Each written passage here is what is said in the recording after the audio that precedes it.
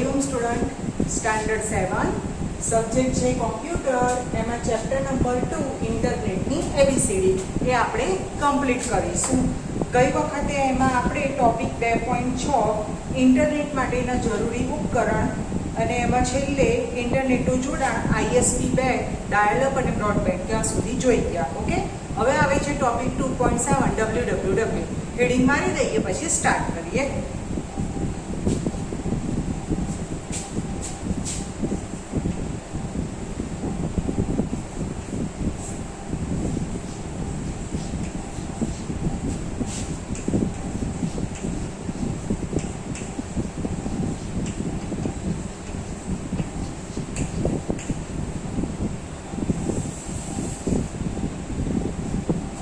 World wide web. World એટલે દુનિયા, જગત. વાઇડ એટલે પહોળું, વિસ્તરેલું, અને વેબ એટલે જાળું. ઇન્ટરનેટ આખી દુનિયામાં જાળાની માફક ફેલાયેલું છે એટલે એને શું કહેવાય? વર્લ્ડ વાઇડ વેબ કહેવાય. જેમ કે કરોડિયું જાળું બનાવે તો એમાં અસંખ્ય તાંતણા હોય એમ ઇન્ટરનેટમાં અસંખ્ય વસ્તુ હોય છે. કોઈ એવું કે મને 100% ઇન્ટરનેટનું નોલેજ છે તો રોંગ છે. ઓકે, ઇન્ટરનેટમાં દર મિનિટે, દર કલાકે, દર દિવસે કંઈકનું કંઈક નવું ઉમેરાતું જાય છે અને એમાં અસંખ્ય વસ્તુ હોય છે. એટલે એની સરખામણી કોની જોડે કરવામાં આવે છે? વેબ એટલે કે જાળાની જોડે સરખામણી કરવામાં આવે છે. ઓકે, એની શોધ કોણે કરી છે? તો સામે એક ફોટો આપ્યો છે. શું નામ છે? ટિમ બર્ન્સ-લીએ. ઓકે, ટિમ બર્ન્સ-લીએ એની શોધ કરેલ છે. ઓકે, હવે એમાં મેઇન જોવાનું છે www માં મહત્વના શબ્દોનો પરિચય. ફર્સ્ટ છે વેબ બ્રાઉઝર. ઓકે,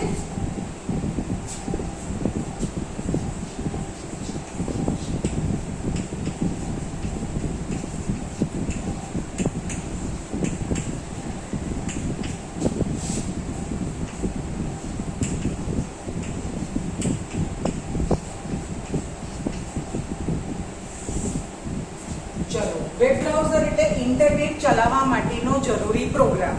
તમે તમારા કોમ્પ્યુટરમાં ક્યાંક બ્લુ કલરનો ઈ જોયો હશે. એની નીચે લખેલું હોય છે ઇન્ટરનેટ એક્સપ્લોરર. એ પ્રોગ્રામ વિન્ડોઝ ઓપરેટિંગ સિસ્ટમ હોય તેમાં બાય ડિફોલ્ટ હોય. ઓકે, ઇન્ટરનેટ એક્સપ્લોરરમાં ઇન્ટરનેટનું જોડાણ કરેલું હોય તો ઓપન કરો, તેમાં એક પાથ આવે. એ પાથમાં જઈ અને તમે જે તે વેબસાઇટનું નામ લખો તો એ વેબસાઇટ ખુલી જાય. ઓકે, ચલો www સાથે જોડાવા માટે તથા તેના પર ઉપલબ્ધ માહિતી માટે જોવા માટેના પ્રોગ્રામને વેબ બ્રાઉઝર કહે છે. વિન્ડોઝમાં પૂર્વ નિર્ધારિત રીતે ઇન્ટરનેટ એક્સપ્લોરર જેવા વેબ બ્રાઉઝરનો ઉપયોગ કરવામાં આવે છે. પૂર્વ નિર્ધારિત એટલે બાય ડિફોલ્ટ કોમ્પ્યુટરમાં આપમેળે હોય, તમારે અલગથી ડાઉનલોડ કરવું પડે નહીં. ઓકે, તો આ હતું વેબ બ્રાઉઝર. પછી નેક્સ્ટ છે વેબ સર્વર.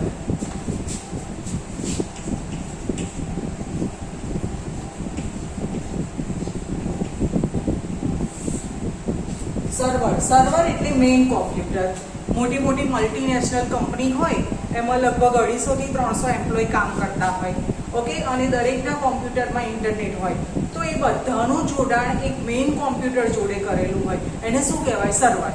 ઓકે, હવે એ લોકોને તાત્કાલિક ઇમરજન્સી 1 કલાક પછી મિટિંગ લેવાની થઈ. માની લો અત્યારે બપોરનો 2 વાગ્યાનો ટાઈમ છે, લંચ બ્રેક પૂરો થઈ ગયો છે, બધાએ જમી લીધું છે અને અચાનક એ લોકોને મિટિંગ લેવાની થઈ. 5 કે 6 ફ્લોરની ઓફિસ છે. હવે પ્યુન દરેક જગ્યાએ જઈ અને કહે તો એને થાક પણ લાગે અને ટાઈમ પણ બગડે. તો એ લોકો વેબ સર્વરમાંથી એક મેસેજ આપી દે તો દરેકના કોમ્પ્યુટરમાં મેસેજ જતા રહે કે ભાઈ 3 વાગે તમારે બધાએ કોન્ફરન્સ હોલમાં આવવાનું છે અને મિટિંગ છે.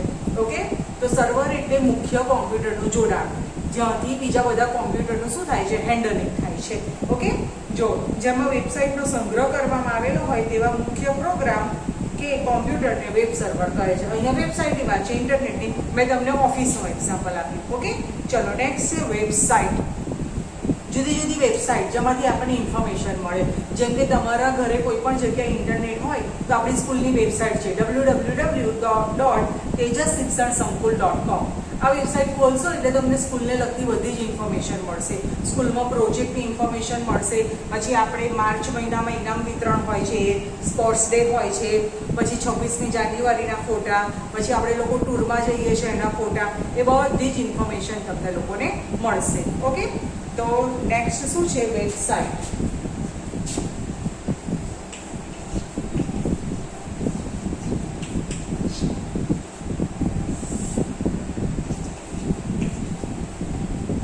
જુદા જુદા પ્રકારની માહિતી ધરાવતા અનેક વેબ પેજના સમૂહને વેબસાઇટ કહે છે. એમાં ઘણા બધા પેજ હોય, એ બધા પેજ ભેગા મળી અને શું બનાવે છે? વેબસાઇટ બનાવે છે. હવે આવે છે વેબ પેજ. તો વેબસાઇટમાં વિવિધ પ્રકારની માહિતી ધરાવતા પેજને વેબ પેજ કહે છે. 3 શબ્દ સમજી લો, પછી બુકનું એક્ઝામ્પલ આપી અને તમને વેબસાઇટ, વેબ પેજ ને હોમ પેજ સમજાવું છું. ઓકે, ચલો. Web page.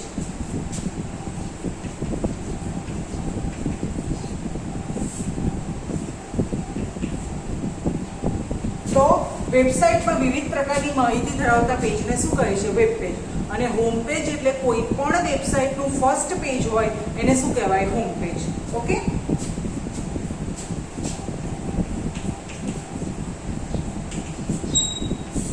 હવે જુઓ, મેં તમને કીધું એમ કે હું તમને બુકનું એક્ઝામ્પલ આપીને સમજાવું. ધારો કે આ બુક છે, તો એમાં જે ફર્સ્ટ પેજ છે એ શું કહેવાય? Home page. આ પહેલું પેજ છે ને, આ પેજ, એને શું કહેવાય? Home page. એમ વેબસાઇટના પ્રથમ પેજને શું કહેવાય? Home page. ઓકે, હવે એની અંદર 140 પેજ રહેલા છે, તો એ બધાને શું કહેવાય? વેબ પેજ કહેવાય. શું કહેવાય? Web page. એટલે વેબસાઇટની અંદર આવેલા પેજને શું કહેવાય? Web page. બરાબર. અને આ બધા વેબ પેજ જોડાઈ અને બુક બને છે. એમ બધા વેબ પેજ જોડાઈ અને જે બને એને શું કહેવાય? વેબસાઇટ કહેવાય. ઓકે, ખબર પડી ગઈ? ઓકે, ફર્સ્ટ પેજને શું કહેવાય? Home page. બધા વેબ પેજ, એની અંદર રહેલા પેજને શું કહેવાય? વેબ પેજ કહેવાય. બધા વેબ પેજ જોડાઈ અને જે બને એને શું કહેવાય? વેબસાઇટ કહેવાય. ઓકે, ચલો નેક્સ્ટ વર્ડ જોઈએ. કયો છે? હાઇપરલિંક.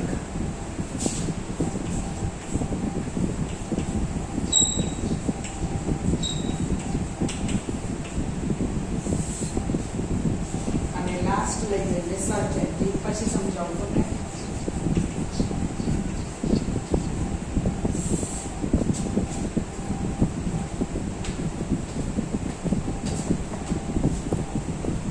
ચલો, હાઇપરલિંક એટલે શું? તો અહીંયા લખેલું છે, પછી સમજાવો. એક પેજ ઉપરથી બીજા પેજ જવા માટે ઇન્ટરનેટ પરના ઉપલબ્ધ શાબ્દિક કે ચિત્ર પ્રકારની લિંકને હાઇપરલિંક કહે છે. ઓકે, હું તમને એવું કહું કે તમે તમારી આપણા સ્કૂલની વેબસાઇટ ખોલી, એની અંદર 25 વેબ પેજ છે. 25 વેબ પેજ ભેગા થઈ અને વેબસાઇટ બની છે. તો પહેલું જે પેજ છે એને શું કહેવાય? હોમ પેજ કહેવાય. માની લો આ હોમ પેજ છે. ઓકે, તો એની અંદર આખા સ્કૂલની ડિટેલ્સ હોય? ના હોય. હવે એમાં એક હેડિંગ મારેલું હોય કે લાસ્ટ યર પ્રોજેક્ટ, અથવા એવું હેડિંગ માર્યું હોય કે પ્રોજેક્ટ. બરાબર. તો જેવું તમે પ્રોજેક્ટ ઉપર માઉસનું કર્સર લઈ જાઓ ને, માઉસનો એરોમાંથી આમ હેન્ડ થઈ જાય. ઓકે, અને એના પર તમે ક્લિક કરો તો પ્રોજેક્ટને લગતી ઇન્ફોર્મેશન ખુલે. એ જે હાથ જેવો સિમ્બોલ છે એને શું કહેવાય? હાઇપરલિંક કહેવાય. એમાં એક પેજ ઉપરથી તમે બીજા પેજ ઉપર જઈ શકો છો. ઓકે, એની ઇન્ફોર્મેશન જોઈ ગયું. પછી પાછા બેક હોમ પેજ ઉપર આવી જાઓ. હવે તમારે ધારો કે રિપબ્લિક ડે 26મી જાન્યુઆરીનું સેલિબ્રેશન આપણે કરીએ છીએ, તો એની ઇન્ફોર્મેશન જોઈતી હોય તો તમે લોકો રિપબ્લિક ડે સેલિબ્રેશન એવું હોય તો ત્યાં લઈ જાઓ, તો ફરી આવો હેન્ડ આવે. એના પર તમે ક્લિક કરો તો રિપબ્લિક ડેના પિક્ચર અને મેસેજ ખુલે. તો એને શું કહેવાય? હાઇપરલિંક કહેવાય. ઓકે, તો એક પેજ ઉપરથી બીજા પેજ ઉપર જવા માટે એક સિમ્બોલ આવે. એક એક્ઝામ્પલ આપું કે તમે લોકો ન્યૂઝપેપર વાંચતા હોય, માની લો તમારા ઘરે ગુજરાત સમાચાર આવે છે, તો ફ્રન્ટ પેજ ઉપર એ લોકો શું કરે? મેઇન હેડિંગ છાપે છે. ઓકે, અને હેડિંગમાં ધારો કે કોઈ પણ ન્યૂઝ હોય તો તમને ઇન્ટરેસ્ટ પડે તો તમે વાંચો, તો છેક નીચે એ લોકો એવું લખેલું હોય છે કે અનુસંધાન પાના નંબર 4 ઉપર. તો તમને એ ન્યૂઝમાં ઇન્ટરેસ્ટ પડ્યો એટલે તમે પેજ ખોલી અને ચોથા નંબરના પેજ ઉપર જતા રહો છો. એ શું છે? એક ટાઈપનું હાઇપરલિંક જ છે. ઓકે, અને પછી આવે છે search engine.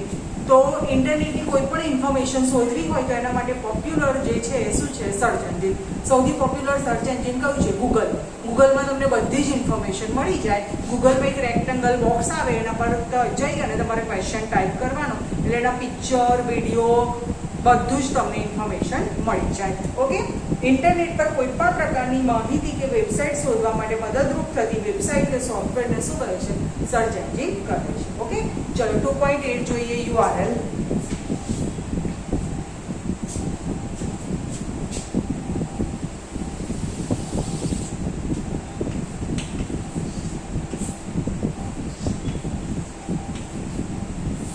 URL, universal resource locator. આ શું છે તો ઇન્ટરનેટ પર વેબસાઇટનું સરનામું જે 4 ભાગોમાં બનેલું છે. જો અહીંયા આપેલું છે http://tejasthakar.com. બુક જેણે છાપી છે, બુકના ઓથરનું નામ તેજસ ઠક્કર છે, એટલે એણે એવું આપ્યું છે. ઓકે, ચલો આપણે લખીએ અહીંયા.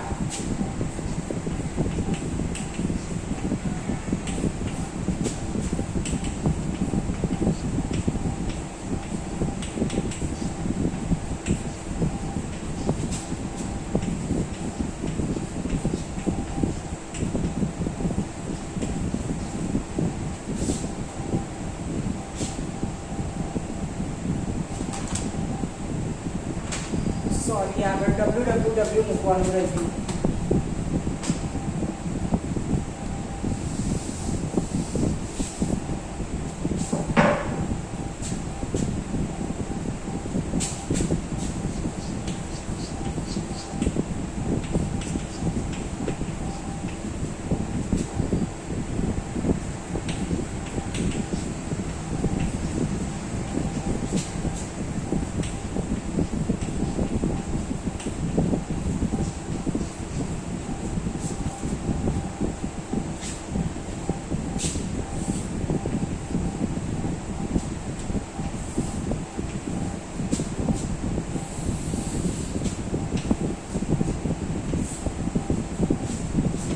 જો આને શું કહેવાય? યુઆરએલ કહેવાય, જે 4 ભાગોનું બનેલું છે.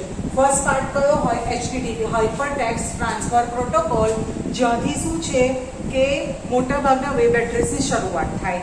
ઓકે, HTTP જ હોય. ઓકે, પછી છે સેકન્ડ www. એ શું છે? સૂચવે છે કે વર્લ્ડ વાઇડ વેબ. તમારે અહીંયા આના પછી વેબસાઇટ લખવાની છે, તો વેબસાઇટનો ઉલ્લેખ કરતા પહેલા આગળ તમારે શું લખવું પડે? www લખવું પડે. ઓકે, પછી શું છે? હોસ્ટનું નામ. કઈ વેબસાઇટ છે તમારી? તો કે તેજસ શિક્ષણ સંકુલ. તો આ શું છે? હોસ્ટનું નામ. અને લાસ્ટ કયું છે? સાઇટનો પ્રકાર. એ કયો છે? કમર્શિયલ સાઇટ છે. અને પછીના ટોપિકમાં આપણે આ જોવાનું છે, ડોમેઇન નેમ.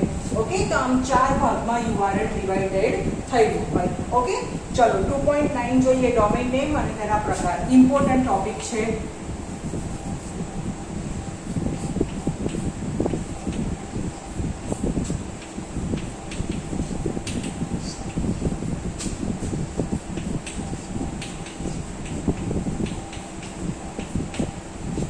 ડોમેઇન નામ અને તેના પ્રકારો. ઓકે, વેબસાઇટના અંતમાં પૂર્ણ વિરામ ચિહ્ન પછી ડોમેઇન નામ આવે છે. આ જે પાછળ .com લખ્યું છે ને, તો com શું છે? એ ડોમેઇન નામ છે. ઓકે, હવે એના છે ને મુખ્ય 2 પ્રકાર પડે છે, સંસ્થાના પ્રકાર પ્રમાણે અને ભૌગોલિક પ્રમાણે. ઓકે, એમાં લખી દઈએ કે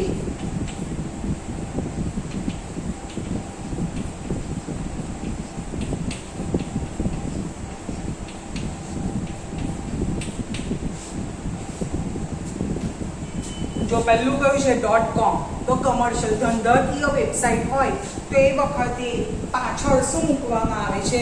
તો કે .com મૂકવામાં આવે છે. જેમ કે લોકોએ લખ્યું છે www.google.com. ઓકે, બિઝનેસને લગતી વેબસાઇટ હોય તો પાછળ શું મૂકવામાં આવે છે? .com મૂકવામાં આવે છે. નેક્સ્ટ કયું છે? GOV. ગવર્મેન્ટ સરકારી વેબસાઇટ હોય તો પાછળ શું મૂકવામાં આવે છે? .gov.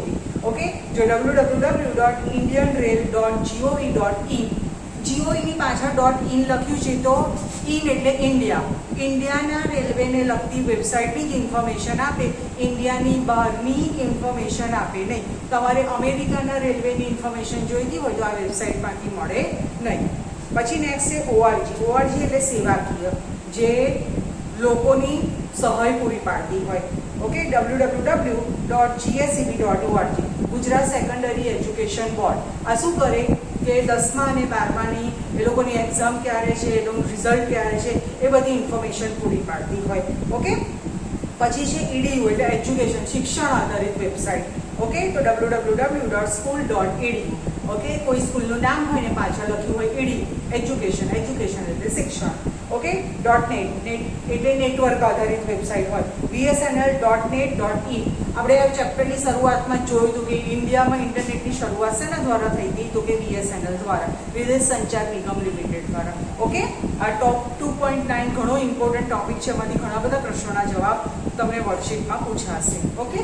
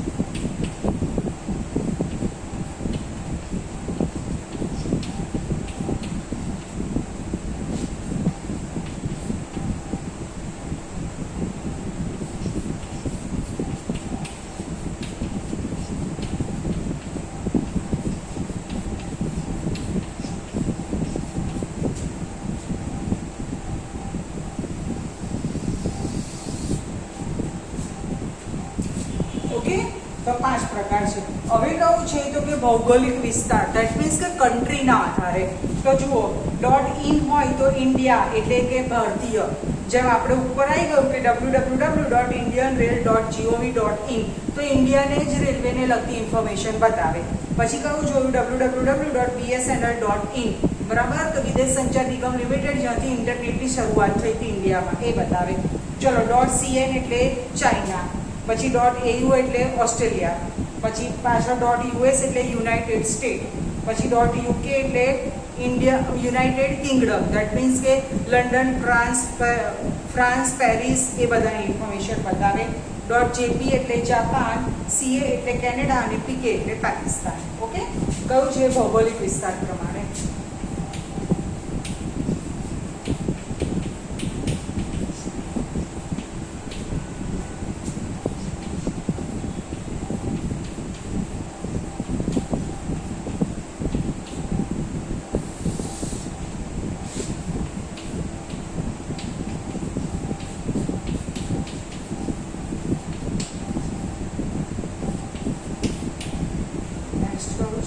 .cn.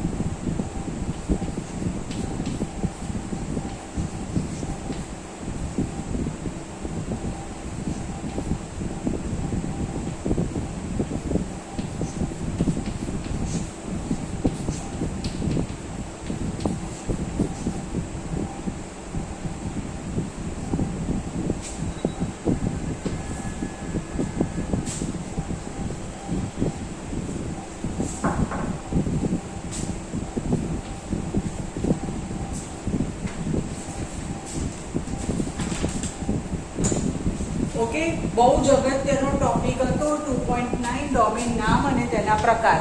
Okay, important topic છે.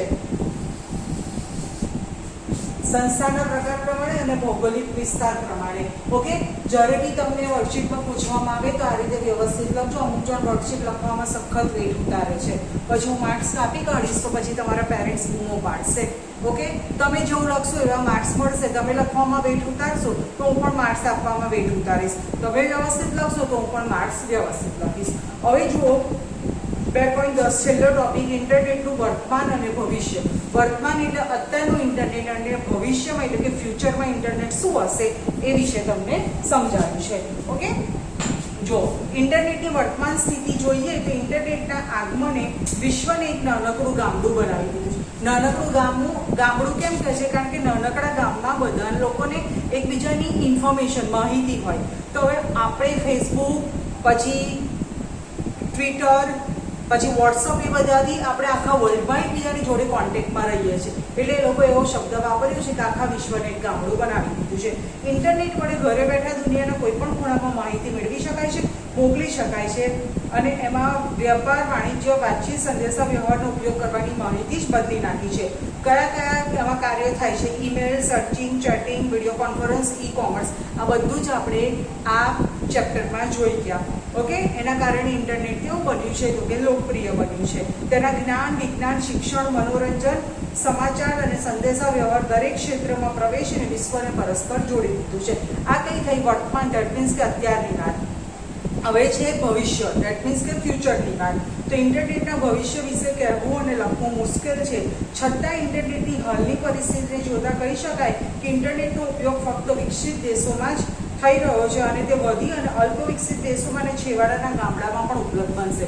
બહુ પછાત ગામ હોય કે જ્યાં ખાલી 400-500ની વસ્તી હોય, ત્યાં જઈએ અને તમે ફેસબુક ને પેલું યુટ્યુબની વાતો કરો તો એ લોકોને ખબર ના પડે. પણ એ લોકો એવું કહે છે કે ફ્યુચરમાં એવી સિચ્યુએશન આવશે કે એ લોકો સુધી પણ ઇન્ટરનેટ પહોંચી જશે. ઓકે, ઇન્ટરનેટની સ્પીડ, સર્વિસની ક્વોલિટી અને ઉપલબ્ધ એડ્રેસની સંખ્યા બાબતની સમસ્યાઓનો ઉકેલાઈ જશે. ઘણી વખત તમે નાના ગામમાં જાઓ તો તમે શું કહો છો, નેટવર્કનો પ્રોબ્લેમ થાય, કશું બી તમે ખોલો તો પેલું ચકેડું ફર્યા કરે. ઓકે, તો આ બધું ફ્યુચરમાં નહીં થાય એવું એ લોકો આશા રાખે છે. ઓકે, આવનારા સમયમાં ઇન્ટરનેટની અવનવી શોધ અને વિકાસને કારણે માનવ જીવન આજ કરતાં વધારે ભર્યું, સગવડ અને સુલભ એટલે વધારે જેમાં લાભ થાય એવું બની જશે. ટૂંકમાં ઇન્ટરનેટનો વિશ્વના ખૂણે ખૂણે ઉપયોગ થતો જશે અને માનવીની રોજિંદા જરૂરિયાત બની જશે. આજે માણસ બહાર જાય તો લોકોને સૌથી પહેલી નેસેસરી કઈ છે? મોબાઈલ વગર માનવીને ચાલે ના ચાલે. ઓકે, ઇન્ટરનેટે વિશ્વના બે છેડા વચ્ચેનું તો અંતર ઘટાડી દીધું છે. બે છેડા વચ્ચે એટલે આપણે ઇન્ડિયામાં રહીએ છીએ તો આપણે અમેરિકાવાળાનો કોન્ટેક્ટ કરવો હોય તો ફટાફટ ફેસબુક છે, વોટ્સઅપ છે, એ બધાથી આપણે કોન્ટેક્ટ કરી શકીએ, એટલે અંતર ડિસ્ટન્સ ઘટી ગયું છે. પરંતુ હવે વ્યક્તિ વચ્ચેના પણ અંતરને ઘટાડી દેશે અને આ બાબતની શરૂઆત પણ થઈ ગઈ છે. ઓકે, સેકન્ડ ચેપ્ટર ઘણું લાંબુ હતું, ઘણી બધી એની અંદરથી આપણને માહિતી મળી કે ઇન્ટરનેટની શરૂઆત ક્યાંથી થઈ, જ્યાંથી શરૂ કરી અને ડોમેન નામ અને તેના પ્રકાર, ઇન્ટરનેટનું વર્તમાન એટલે કે પ્રેઝન્ટ અને ફ્યુચર, એ બધું આપણે જોઈ ગયા. ઓકે, તો અહીંયા તમારું સેકન્ડ ચેપ્ટર પતે છે. નેક્સ્ટ વિડીયોમાં આપણે ચેપ્ટર નંબર 3 કોમ્પ્યુટર સિસ્ટમની સલામતી જોઈશું. ઓકે.